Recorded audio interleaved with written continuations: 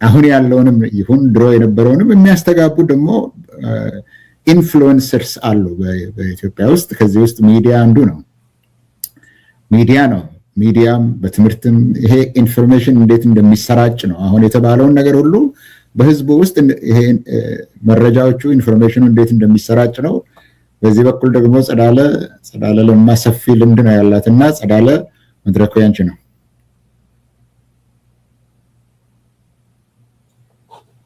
እሺ አመሰግናለሁ እስቄል። ድምጼ የሚሰማ ከሆነ ኮንፈርም አድርጉልኝና ከፍ ቢል ጥሩ ነው። እሺ ሙቀቱ በጣም አስቸግሮናል ዩሮፕ ውስጥና ድካም አለ። አመሰግናለሁ እያልኩኝ ነበረ እስቄል ፕሮግራሙን ላዘጋጃችሁት ለህብረቱ ጥምረቱ ትንሽ ቅድም ያስተዋወቃችሁት እና ደግሞ ስለጋበዛችሁን እኔንም እንደ ሚዲያ በሚዲያ ላይ ልምድ እንዳለው ሰው ስለጋበዛችሁኝ አመሰግናለሁ። እስቄል ከመጀመሪያ በፊት አንድ ግልጽ ማድረግ የምፈልገው ነገር አለ። ይሄውም ግብዣችሁን ተቀብዬ ስለ ሚዲያ ዳራ ለመናገር ስመጣ እዚህ እንደ ሚዲያ ባለሙያነት ወይም ደግሞ በሚዲያ ላይ ለ25 ዓመት እንደቆየ ሰው በኢህአዴግም ጊዜ ሚዲያው ምን ነበረ የሚለውን ነገር ልምዴን ለማካፈል እንጂ የምሰራበት ወይም ደግሞ የመሰረትኩት ሚዲያ አሁን ኢትዮጵያ ውስጥ የሚሰሩት ልጆች ወክዬ አይደለም። ሶ ዲስክሌመር ለማድረግ ነው።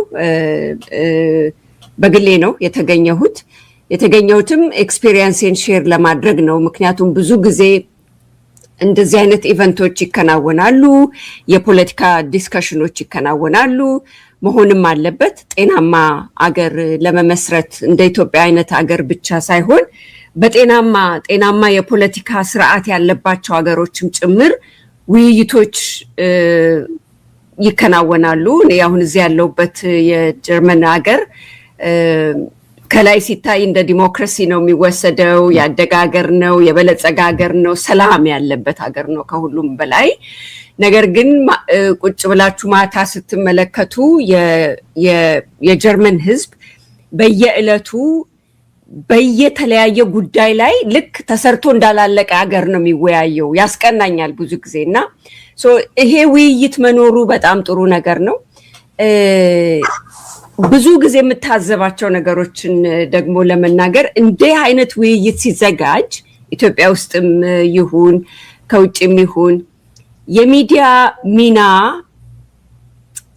በግጭት ዳራ ውስጥ ያለች አገር ውስጥ የሚዲያው ሚና ምንድነው መሆን ያለበት የሚለውን ከገዢው መንግስት በላይ ወይም ወጣ ባለ ዳራ ብዙ ጊዜ ንግግር ሲፈጠር አላይም። ለዚህ ነው አንድም እዚህ ላይ ተገኝቼ ሚዲያው ሊኖረው ስለሚችለው ዳራ ምክንያቱም አንድ ሀገር እንኳንስ እንደ ኢትዮጵያ አይነት የፖለቲካ ችግር ተደራራቢ ችግር ያለበት ሀገር ቀርቶ ጤናማውም ሀገር ቅድም እንዳልኩት ዜጎች መሰረታዊ እውነታዎችን ማግኘት ካልቻሉ ስለ አንድ ሀገር መሰረታዊ ጉዳይ ላይ ስለ ሀገሩ ማንነትም ይሁን ስለ ህገ መንግስትም ይሁን ስለ ሀገራዊ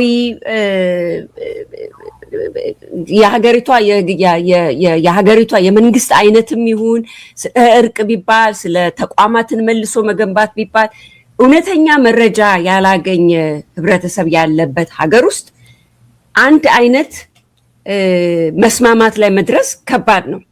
ብዙ ጊዜ ስመለከት እንዲህ አይነት ኢቨንቶች ሚዲያውን በተለይ ደግሞ ነፃ ሚዲያ ምክንያቱም እኔ መሰረትኩትም ነፃ ሚዲያ ነው ስሰራበት የነበረውም ነፃ ሚዲያ ነው። የነፃ ሚዲያ ሚና ለእንዲህ አይነት ዳራዎች ምንድነው የሚለውን ነገር በጥንቃቄ ስለማቀው በማህበርም ይሁን በድርጅትም ይሁን በፖለቲካ ድርጅትም ይሁን በትጥቅም ይሁን በማንኛውም አንዲት አገር ውስጥ ብዙ የሐሳብ ፍጭት ያለበት የትጥቅ ግጭት ያለበት ተሰርቶ ያላለቀ ሀገር ሁሌ መታወስ ያለበት ነገር የነፃ ሚዲያ ሚና ህዝብን ከህዝብ ጋር ለማገናኘት መሰረታዊ እውነታዎች ላይ መስማማት ላይ ለመድረስ ሊኖረው ስለሚችለው ሚና ከማንም መጥፋት የለበትም። ይሄንን መናገር ፈልጌ ነው እዚህ ፓነል ላይ። ምክንያቱም ፊሎሶፈሮች አሉ እንደነ መሳይ ከበደ፣ ፖለቲከኞች አሉ፣ ሕዝቅኤል አንተም አለ። ብዙ ጊዜ የኔም ፖድካስት ላይ እንግዳ ነበር፣ ስለ ፖለቲካ እናወራለን። ከዛ ይልቅ ስለ ሚዲያው ሚና ለመናገር ነው። ይሄን ለመናገር የተወሰነ ዳራዎችን እንግዲህ 5 ደቂቃ ተሰጥቷል። የኢትዮጵያ ሚዲያ ዳራ እኔ አትሊስት እኔ ከገባውበት ጊዜ ጀምሮ ወደኋላ ማየት ይቻላል። ነገር ግን እኔ በአክቲቭ እንደ ሚዲያ ባለሙያ ተሳታፊ ከሆንኩበት ጊዜ ጀምሮ ኦልሞስት 25 ዓመት ከኢህአዴግ ጊዜ ጀምሮ ያለው የሚዲያ ዳራ እንዴት ነው ነፃ ሚዲያ ስለ አንድ ሀገር ግንባታ የራሱን አስተዋጽኦ ማድረግ ያቃተው በኢትዮጵያ ዳራ ውስጥ ስንመለከት፣ እንደኔ ግምት እንደኔ ድምዳሜ የነፃ ሚዲያ መኖር ለሀገሪቷ ለሀገር ግንባታ ለሀገረ መንግስት ግንባታ ለጤናማ የፖለቲካ አስተሳሰብና የፖለቲካ ኦርደር መኖር ሚና አለው። ግን በኢትዮጵያ ያለው የሚዲያ ዳራ ተገቢውን አስተዋጽኦ አድርጓል ብዬ አልገምትም። ይሄም ደግሞ በራሱ የሚዲያ ውድቀት ብቻ አይደለም። ሚዲያው ራሱ ኦፕሬት የሚያደርግበት ሚዲያው ራሱ የሚንቀሳቀስበት ዳራ በጣም ትልቅ ተጽዕኖ የነበረው ነው። አሁን ባለው የብልጽግና መንግስት ባለው የሚዲያ ዳራና በኢህአዴግ ጊዜ የነበሩ የነፃ ሚዲያ ዳራ ለሀገረ መንግስት ግንባታ ሊኖራቸው ስለሚችለው አስተዋጽኦ ስንናገር በኢህአዴግ ጊዜ ከኢህአዴግ ጋራ በጣም ብዙ ስንጨቃጨቅ እንደ ነፃ ሚዲያ በጣም ብዙ ስንጨቃጨቅ ስንፋተግ፣ ጋዜጠኞች ሲታሰሩ፣ ሚዲያ ሲዘጋ የነበረው ትልቁ ቻሌንጅ ዳራው መንግስታዊ የሆነ የነፃ ሚዲያ የራሱን አስተዋጽኦ እንዳያደርግ መንግስታዊ የሆነ ወይም ደግሞ ከላይ ወደ ታች የወረደና በራሱ ተጽዕኖ ስር ማሳደር የሚፈልግ አይነት መንግስታዊ አሰራር ስለነበረ የነፃ ሚዲያ ዳራው ያን ያክል አድጎ በልጽጎ ለሀገር ግንባታ አስተዋጽኦን ማድረግ ያልቻለበት ትልቅ ፈተና የነበረበት ወቅት ነው። ከኢህአዴግ ጊዜ ወጥተን ደግሞ አሁን የብልጽግና መንግስት ከመጣ በኋላ በተለይ ደግሞ የዛሬ 8 ዓመት ጀምሮ ማለት ነው አገሪቷም በብዙ ግጭቶች ውስጥ ስታልፍ ሚዲያው በኢህአዴግ ጊዜ እንደነበረው ተጠቂ ሳይሆን ይሄ የምለው የነፃን ሚዲያ ጭምር ነው ለመናገር የምፈልገው ተጠቂ ብቻ ሳይሆን የግጭቶች ራሱ ተዋናይም ሆኖ የወጣበት አካሄዶችን ነው ያየ ነው። በተለይ ደግሞ በትግራይ ካዥዋሊ የትግራይ ጦርነት እየተባለ በሚጠራው በትግራይ በአማራና በአፋር ክልል የነበረው አውዳሚ ጦርነት ላይ ሚዲያው የነበረው ሚና እንደ በፊቱ በኢህአዴግ ጊዜ ከመንግስት ጋራ ለራሱ ሰርቫይቫል የሚታገል ሳይሆን ይህንን የምለው ትላልቅም ነፃ ሚዲያ ተብለው የተወሰዱትንም ጭምር የነበራቸውን ሚና ከግንዛቤ በማስገባት ነው። የራሱ የሀገር የግጭት አስተዋጽኦ የራሱን ሚና የተጫወተ የሚዲያ ዳራ ነው ያለው በአሁኑ ሰዓት። ያ ብቻ ሳይሆን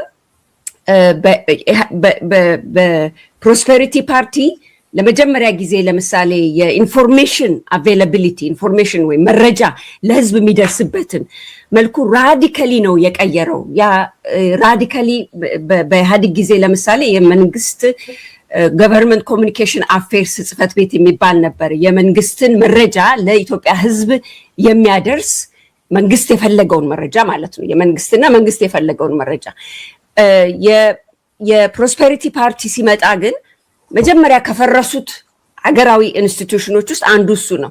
ያ ራሱን የቻለ ዳራ ራሱን የቻለ ፈተና ይዞ ነው የመጣው። ለኢንፎርሜሽን ለህዝብ የሚደርሱ መረጃዎችን በተለይ በሚመለከት ማለት ነው። ይህንን ጊዜ እኔ ብዙ ጊዜ ሪፈር የማደርገው ዲሴንትራላይዜሽን ኦፍ ኢንፎርሜሽን የሚል ነው። ይሄ እንደዛ ሲሆን የራሱ አስተዋጽኦ የራሱ ኔጌቲቭ ኢምፓክቶች አሉት። ያ ምንድነው? እሱ ህዝብ መረጃ የማግኛ ዳራዎቹ በጣም እየበዙ ነው የመጡት። የዲሴንትራላይዜሽን ኦፍ ኢንፎርሜሽን ግን ከአንድ መሰረታዊ ነገር ጋር መያያዝ ነበረበት። እሱም ከነፃ ሚዲያ መጎልበት ኢንስቲቱሽናላይዝ መሆን ጋራ አብሮ የመምጣት ዳራ መሆን ሲገባው ይህን ትቶ ሁሉም ሰው የራሱ የመረጃ ኪንግ ነው የሆነው። በተለይ ደግሞ በግጭቶች ወቅት እነዚህ ነገሮችን የምንረዳው በግጭቶች ወቅት ነው። ኢትዮጵያ በጣም ብዙ ግጭቶች ውስጥ ነው የገባችው ከ2018 በፈረንጆች አቆጣጠር ጀምሮ ማለት ነው። እኛ እንደ ጋዜጠኞች የመረጃን ማጣራት ፈተና ካጋጠሙን ፈተናዎች ውስጥ ለምሳሌ በሁለት ወረዳዎች መካከል የሚነሱ ግጭቶች የሁለት ወረዳ አስተዳዳሪዎች ሁለት ራዲካሊ የተለያየ መረጃ ነበረ ለሚዲያ ራሱ ሲሰጥ ማለት ነው። ያንን ደግሞ ሚዲያው እንዳለ ነው ሲያስተጋባ የነበረው። ያ ለግጭቶች መባባስ ያለው ተጽዕኖ በጣም እጅግ ከባድ ነው። እኔ ይህንን ስናገር የአንድን ሀገረ መንግስት ግንባታ የሀገረ መንግስትን መጽናት የአንዲትን ሀገር በሰላም የመኖርና የመበልጸግ ይህን ቃል ባልጠቀመው ደስ ይለኛል። በጣም የተራከሰ ቃል ስለሆነ በአሁን ጊዜ በሰላም የመኖር መበልጸጉ ቀርቶ ሰላማዊ ዳራ ውስጥ ለመግባት የሚዲያን ሚና በምናወራበት ጊዜ እነዚህን ዳራዎች አብረን ማየት መቻል አለብን። ለህዝባዊ መግባባት አሁን ቅድም ፕሮፌሰር መሳይ ሲናገሩ የኢትዮጵያ ህዝብ አለመግባባትና የሀገረ መንግስት አለመጽናት ጋር ስንነጋገር ምንድነው ህዝቦቿ መሰረታዊና እውነተኛ መረጃዎችን ማግኘት እድል ነበራቸው ወይ? ያ በሌለበትስ መረጋጋት ውስጥ የሚገባ ሀገረ መንግስት ወይም ደግሞ መጽናት የሚችል ሀገረ መንግስት አለ ወይ ብለን መጠየቅ አለብን። ለዚህ ነው ንግግሮች፣ የፖለቲካ ንግግሮች የእርቅም ይሁኑ አሁን ምንድነው የናሽናል ዳያሎግ ተብሎ በመንግስት መረጃዎች በመንግስት ሚዲያ መረጃዎች እየደረሱ ነው ያሉት። እውነት ህዝቡ ትክክለኛውን መረጃ ነው ወይ ያገኘ ያለው? በዚህ ላይ ራሱ በዚህ ዳራ ለምሳሌ አገራዊ ምክክር ከተባለ ሀገርን ለማጽናት ነው አይደለም? የኢትዮጵያ ህዝብ የሚፈለገውንስ መረጃ እያገኘ ነው ወይ ነው ወይስ መንግስት መጥኖ እየሰጠው ያለውን መረጃ ነው እያገኘ ያለው? የዚህ ተጽዕኖ ምንድን ነው የሚባሉት ነገሮች በተያያዥነት ከንግግሮች ጎን ለጎን መቅረብ አለባቸው ብዬ ነው ማምነው። እንደ ሚዲያ ሚዲያ ላይ እንደተሳተፈ ሰው ማለት ነው። ዞሮ ዞሮ ይሄ ቀላል ስራ አይደለም። አብሮ መሆንም ያለበት በትክክል ስለ ገለልተኛ ጋዜጠኞች መኖርና ሚናቸውን መጫወት በትክክል መነጋገር ያለብን ወቅት ላይ ነው ያለነው። በይነ መረብ ትልቅ ሚና ከዚህም ዳራ ወተን ደግሞ ከመንግስትና ከህዝብ ዳራ ወተን ስንመለከት የበይነ መረብ ኢንፎርሜሽን መዳረስ የዩቲዩቦች መብዛት እነዚህ ነገሮች ምንድነው ስለ ደህንነት፣ ስለ ሀገር ስጋት፣ ስለ ግጭት ሊያደርጉ የሚችሉት ተጽዕኖ ምንድነው የሚለውንም ነገር እኳሊ መነጋገር መቻል አለብን። ዛሬ አሁን ለምሳሌ አንድ ነገር እያየው ነበር በጣም የረበሸኝ። ኢትዮጵያ ውስጥ በትልቅ የዩቲዩብ ቻነል የሚሳተፍ ፕሮግራሞቹን የምከታተል አንድ የዩቲዩብ ቻነል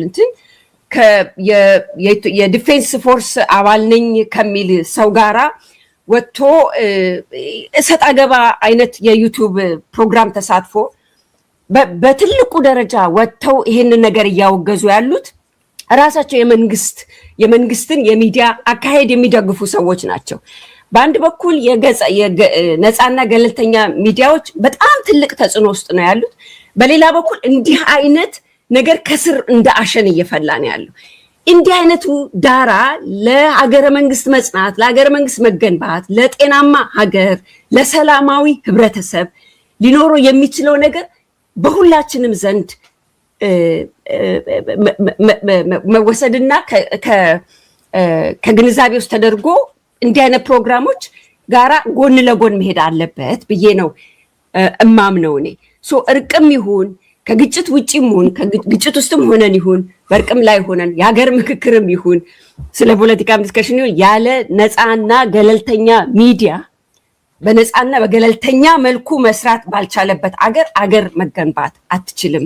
ኢትዮጵያ እንደገና ትገንባ ከተባለ እንደገና ልትገነባ የምትችለው ካለንበት አሁን ኢኮኖሚ፣ የማህበራዊ፣ የፖለቲካ ክራይሲስ ውስጥ መውጣት ካለብን ያለ ነፃና ያለ ገለልተኛ ሚዲያ መሆን ስለማይችል ማንኛውም ተደራዳሪ፣ ተከራካሪ፣ ተወያይ ይህን ጉዳይ አብሮ በእኩልነት ሊያስኬድ ይገባል የሚል ነገር ለማስጠንቀቅ ነው እዚህ ፕሮግራም ላይ የተገኘሁት።